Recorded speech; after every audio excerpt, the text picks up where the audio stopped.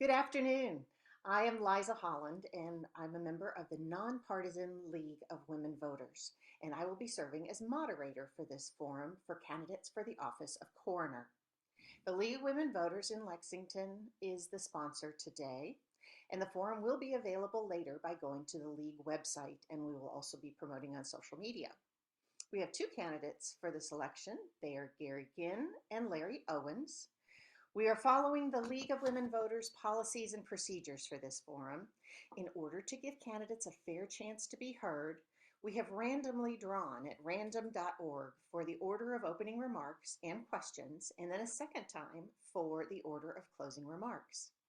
Each candidate will have 60 seconds to introduce themselves, 60 seconds to answer questions, and 60 seconds for closing remarks. The questions have been created by the sponsors, and we have also taken them from the public. So we will go ahead and begin with opening remarks.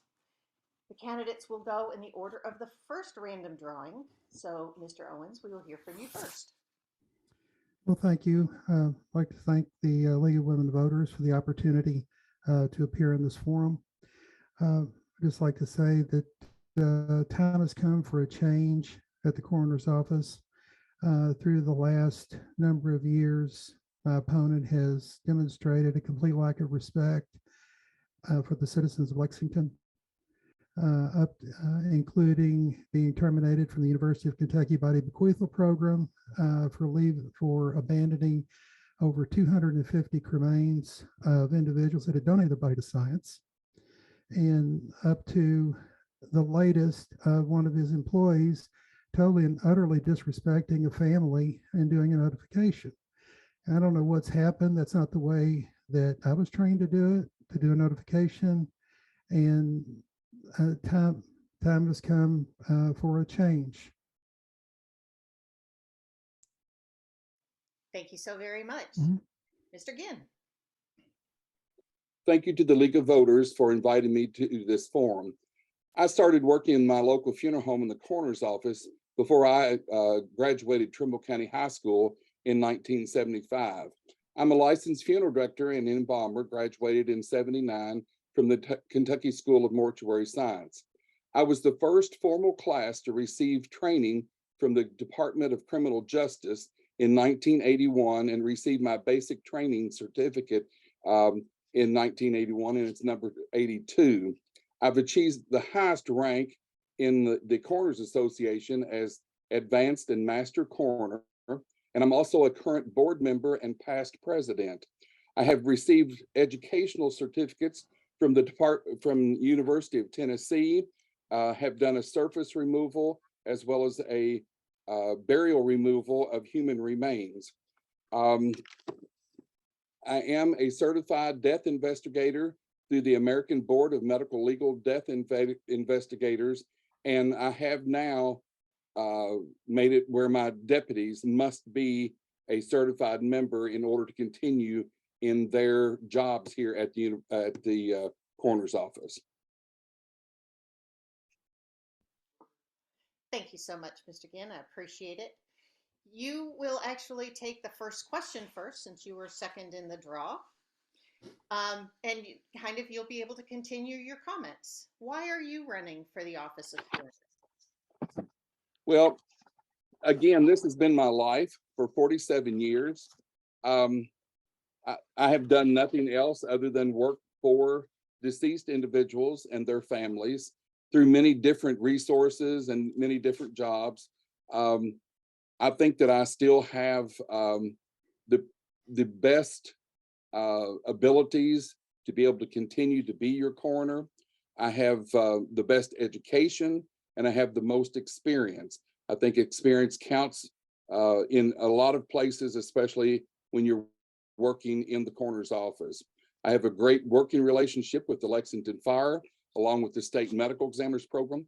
I have always respected the living and the dead with respect and dignity, and compassions for the family have been endorsed by the former Chief Medical Examiner, Dr.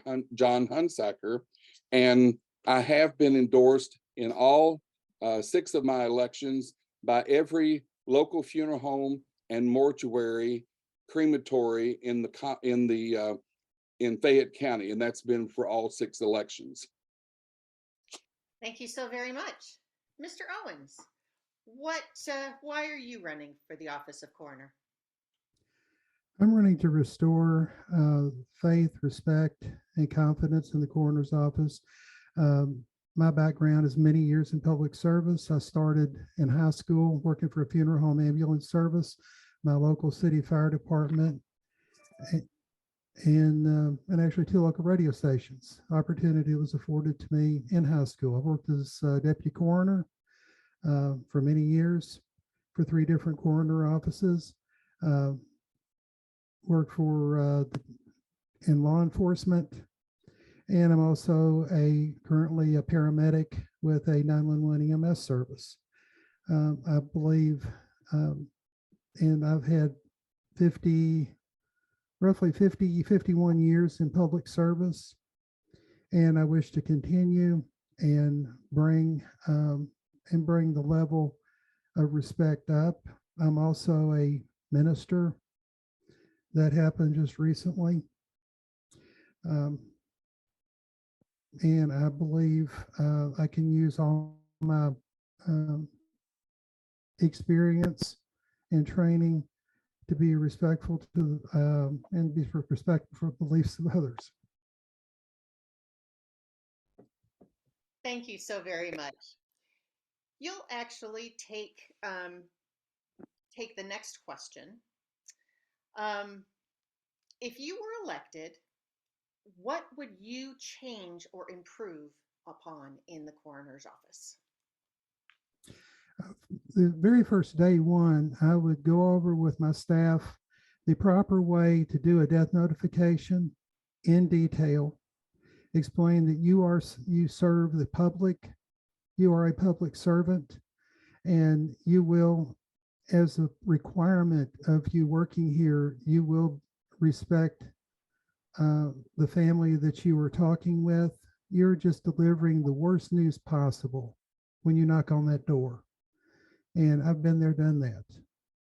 And there is no reason to disrespect the family. Absolutely not. That's their loved one that's in our care. And they should expect the same care from us as they would expect from a funeral home that they would choose. Thank you so much. Mr. Ginn,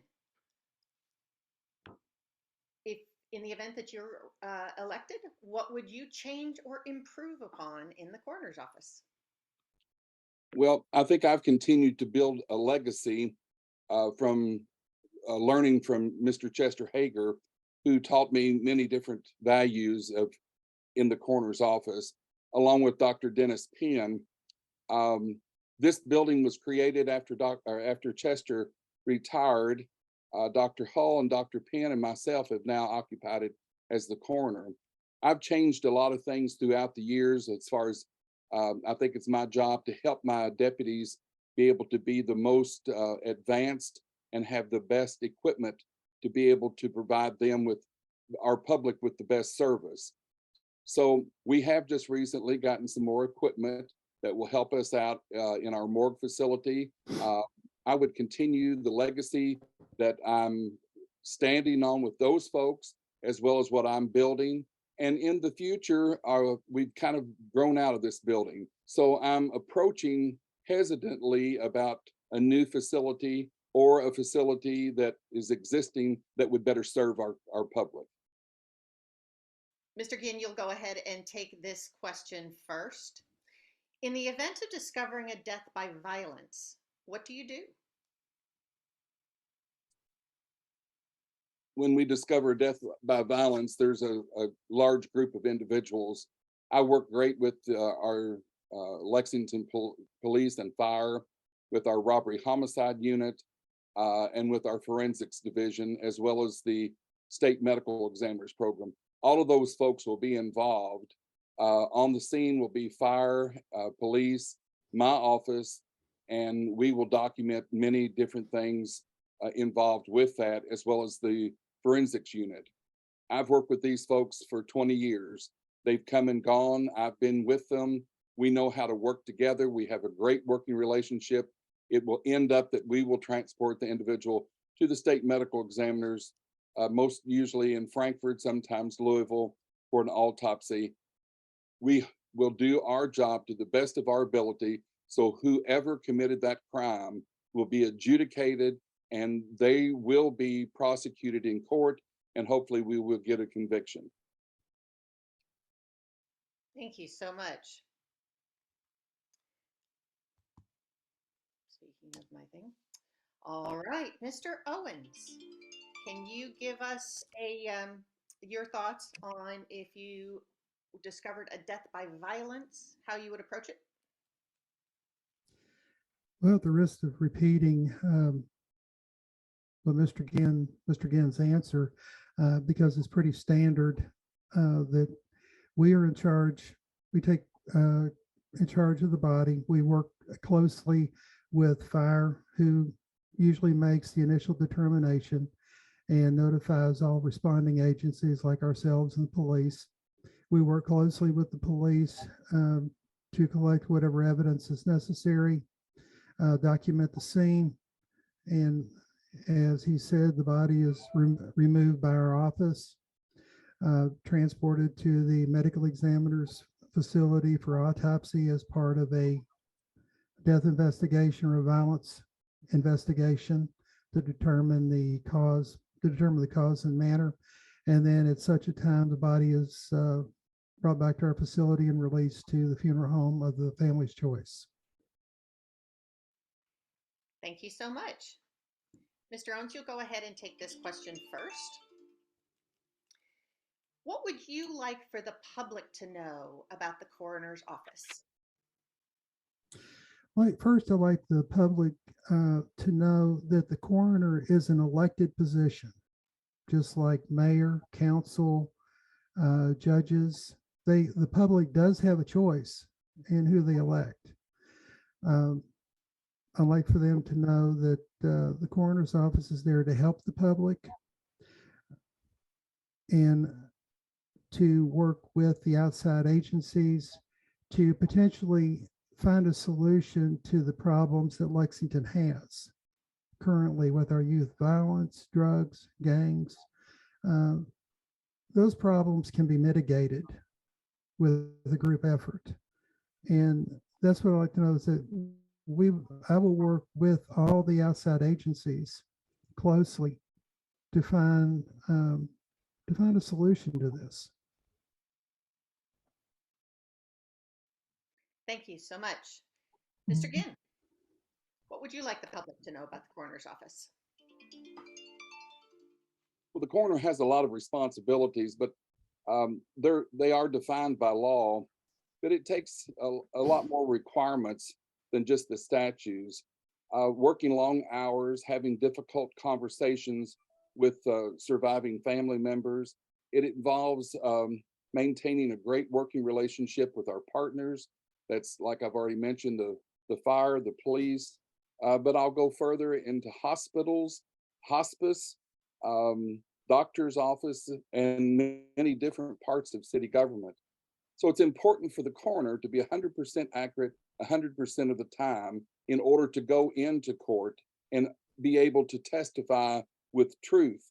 Untruths do not belong in the coroner's office. It's often difficult. It is a very difficult profession. Like I say, I have worked with the deceased individuals and their families for 47 years. I'd like to continue to work with them and to provide the best service that we possibly can for the citizens of Fayette County. Thank you. You will go ahead and take this question first. So violent crime, especially gun violence, is really increasing in Lexington. How is this affecting the coroner's office? Is it putting extra pressure on you? Well, back many years ago, we started seeing a very large increase in our drug and opioid deaths, and now it's fentanyl deaths. I'm thankful that I have a great working relationship with the Irving County government. And because of that, we were able to see through the years have gotten 2 additional deputy coroners. Because of those 2 positions, we're able to allocate the workload more evenly among my deputies and myself. And we're also seeing an uptick in violent crimes. And so because of that and what has already happened, we are being able to work these crimes under the same personnel that I've had. I'm also the chairperson for the Fayette County Child Fatality Committee, where I have a large number of people in the community that meet with me. And then I'm also a representative of the Prevention Coalition Fatality and Near Fatality Review Committee through the Irving County government. So we look at things like that and try to figure out how to prevent things from happening. Sometimes we're able to give the thank you. Thank you. All right, Mr. Owens, on the issue of violent crime, especially the gun violence increasing in Lexington, how do you feel that that will be affecting the coroner's office? The gun violence that's occurring does increase the caseload with the coroner's office. I'm thankful to learn that there are staff there that are experienced, that can work these tragedies. We would handle them as we would any other case, as hard as it is. At the risk of not, I'm not really wanting to repeat what Mr. Ginn has already said, because answering that is pretty standard with the office. We all work together as a team to handle what comes about. And again, if we can join together to help stop this, then the caseload will go down. And that's really truly what I want to see. Thank you so much. You go ahead and take this question first, Mr. Owens. Do you think that the coroner's position should be an elected one? Yes, I think that just like with any other office in county government, the voters should have the opportunity to choose who they would like. If they have a particular individual that is not doing what they're supposed to be doing, they're not considering the public, then the public should have the opportunity to replace that individual.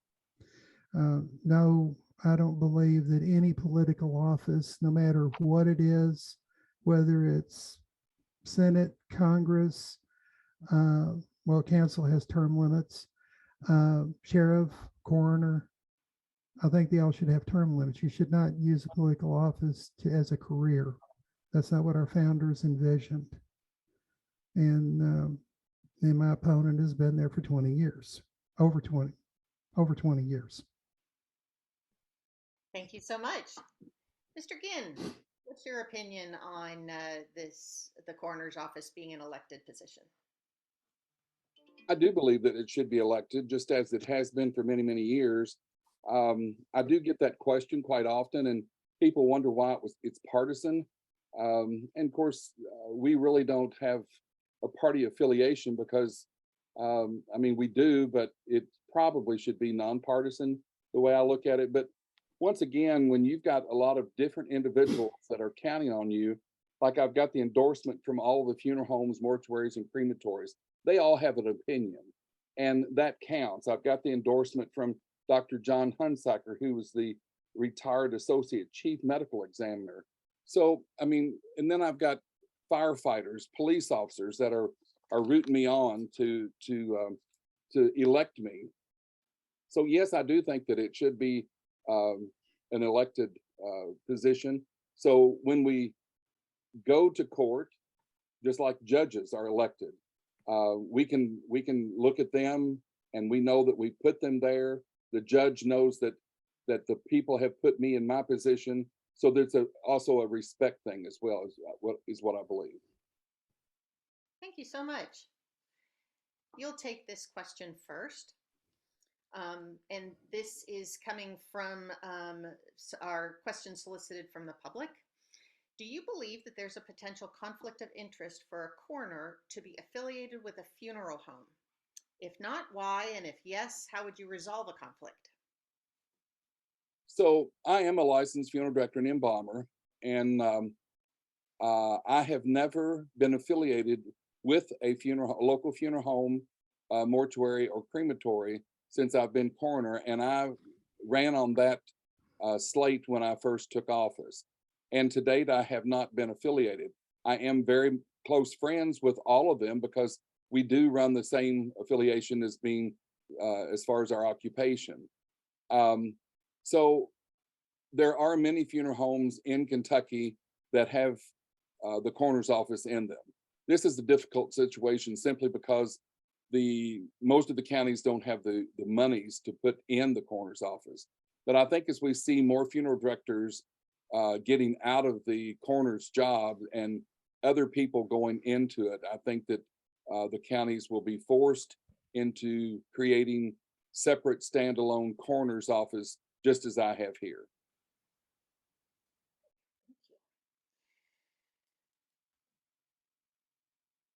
So, Mr. Owens, how about you? Do you believe there's a potential conflict of interest for a coroner to be affiliated with a funeral home? If not, why? And if yes, how would you resolve any conflict?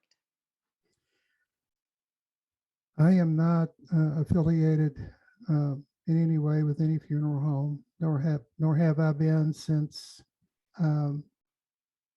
many years ago. Yes, I believe that there could potentially be a conflict of interest between a coroner being a funeral director,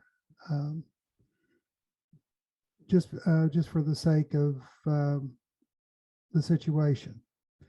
I believe yes, all coroner, a lot of coroners in small towns, as Mr. Ginn has indicated, are coroners, and they do run the coroner's office out of a funeral home. But in the future, I think the coroner's office should be independent of a funeral home, and choices given. Okay, so Mr. Owens, you will get this question first. And what is your approach to handling a crime scene where there are multiple victims? Entering the crime scene, you observe what the scene is. You're briefed by the officers and fire on scene as to what's going on. You're very careful about entering a scene because of potential destruction of evidence. There are things as a coroner that we're required to do is pronounce the time of death. Is when we actually see the individual or individuals. We work with the police department and enter the scene, usually with them, with their forensics division, to document what's going on, what's happened, and just to preserve as much of the evidence and much as the scene as possible for future criminal prosecutions, and we pray convictions. Thank you very much. Mr. Ginn, what is your approach to handling a crime scene with multiple victims? Well, unfortunately, I've had many of these happen. Flight 5191, we had 49 individuals that were pretty much all contained on the airplane. But through the years, I've had many of these. If the police haven't already coordinated off the area, that needs to be coordinated off so that the general public or no one can get to it. There's a lot of processing that's going to happen. There could be fingerprints. There could be a DNA. There's going to be evidence that's going to be collected. Everything's going to be documented. Our forensics department has great equipment for doing that. We're there because I am the top official at any crime scene that's like that. So I direct what happens, but we work together so that it all is accomplished in a fairly timely manner. However, it doesn't matter if it takes us many days to process one crime scene, especially with there being multiple individuals. Ultimately, everything will be gathered, all the evidence will be gathered, analyzed, the individuals will be removed, and autopsies will happen. The medical examiner will provide us with the autopsy report, and there will be a lot of collaboration along with each party about what we've done, and prosecution will happen. And this will be the last question. And Mr. Ginn, you will go ahead and take this first. You see families at some of the worst times in their entire lives. What advice would you give to a family in preparing to come into the coroner's office, Mr. Ginn? Well, obviously, it's going to be very difficult. A lot of times we do make the death notification, and I'll be the first to tell you that I'm not going to tell someone how to react when we tell them about their loved one's death, and everybody reacts differently. I will tell you that I make mistakes just like everybody else. My deputies make mistakes like everyone else. The only thing that I think my deputy did in that instance was he didn't bring someone with him, but we all react differently. Anger, denial, things of that nature. But when you come to the coroner's office, it's going to be a difficult situation because that's your loved one, and we are trying to, help you the best way we possibly can. We will help you through the process of what our job is in the role of being the coroner, right down to actually signing and putting the cause and manner of death on the death certificate so that they can go forward with their lives and obtain, the information they need from their loved one. Thank you. Mr. Owens, what would you recommend to families who are preparing to come into the coroner's office? I would explain to them the situation in which their loved one was found, any condition that their loved one might be in, whether it's a normal death or there might be some changes, but yet they need to be visually identified, which is very important because that's one of our coroner's prime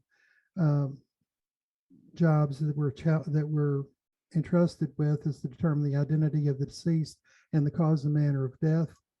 I'd explain that to the family, walk into the office with them, explain what they're going to see, the viewing room, the viewing area, and walk down there with them, with any family they have, and answer their questions. What goes from here, and be as helpful and as caring as possible.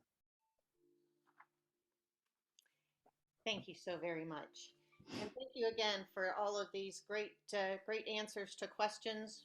We appreciate it. We're now going to turn to closing remarks, and by the random draw, Mr. Ginn, you will go first.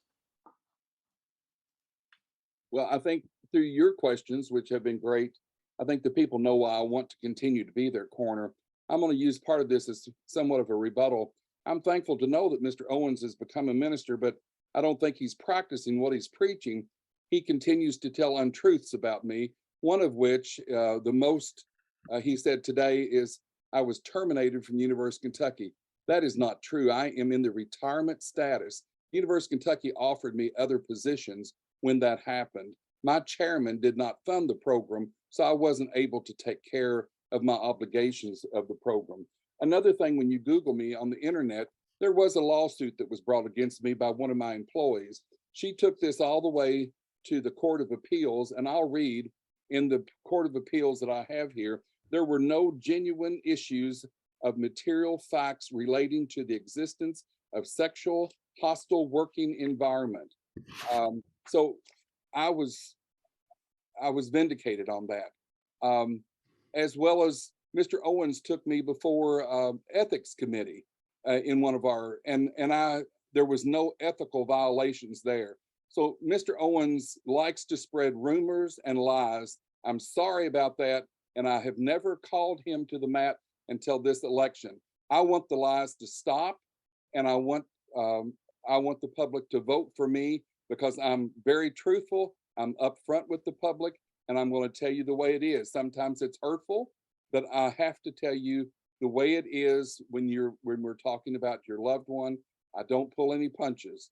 I try to provide all that information with as much accuracy and compassion that I possibly can. And I appreciate the voters. I would be honored if the voters would continue to keep me as your coroner. Thank you so much. Mr. Owens, closing remarks. Well, thank you to the League of Women Voters for this opportunity. I'd like to say just in a rebuttal with Mr. Ginn, the information I obtained regarding his dismissal from the university was via the article in the Herald Leader and on the TV news. So that's where that came from.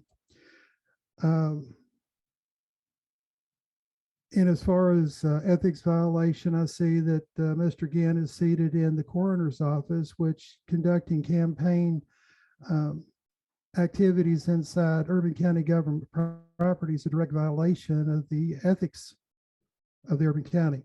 I would be honored to serve as Lexington's coroner. It's been long enough for Mr. Ginn, 20 some years. And Lexington, you have a choice. Coroner is elected. I would humbly ask and appreciate your vote. Thank you so very much to both of you gentlemen for this interesting conversation, and thank you for helping the voters to better understand your positions and the office of the coroner. These forums will be available on the League website at www.lwvlexington.com and on our YouTube channel. Please feel free to share. Be sure to vote on November 8th and look for any additional information from the candidates at vote411.org. Thank you so much for joining us today.